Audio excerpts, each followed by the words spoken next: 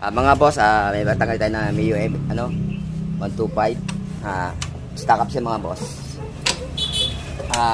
Ngayon pa lang daw paklasin ang panggilid ng mga boss. Gagamitan natin ng mga boss ng yung tools na ginagamit ko mga boss.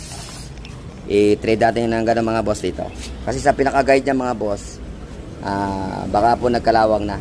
Kaya nag-i-stock up sa pinaka-guide. Ganito mga boss, itong ginagamit ko na to. Salpak natin ganito mga boss. Pagka mayroon tayong tools mga boss, yung trabaho natin mapapadali. Kasi kahit anong gawin natin na ayan ayaw yan. Yan, kailangan po mga boss ito lang yan. Yan.